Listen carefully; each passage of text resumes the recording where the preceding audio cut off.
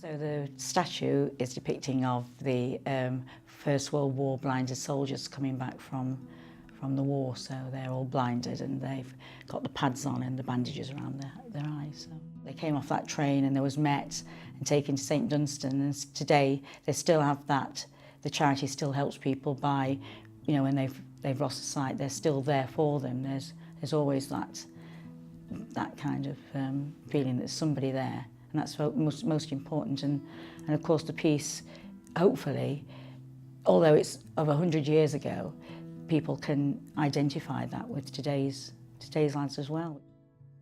They are life-size, and the reason that I did them at a size like that was that I didn't want the sculpture to be on a plinth. I wanted the blinded people and the disabled, and children, of course, to come up and to be able to touch them and to feel them. I wanted them on the ground so that a blind person or a disabled person had access to them. Is that important for you? It's very important. When I was doing my rehab in the beginning, because when they take, obviously you're still blindfolded like that, everything's by touch. Yes. You know what I mean? It's the only way you can connect to something.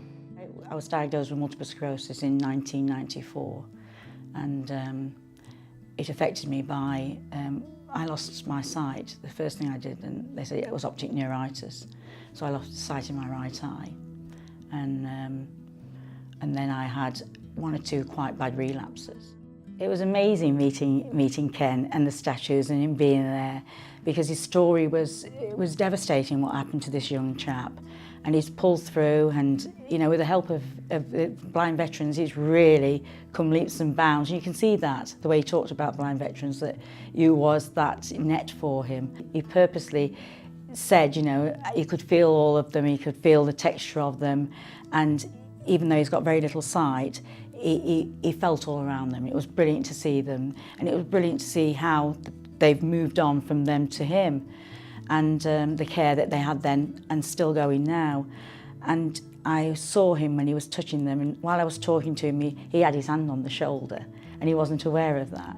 And I said to him, "Are you comforting? Look, your hand's there, you are comforting the soldier." And he said, "Well, that's what we do. That's what we do."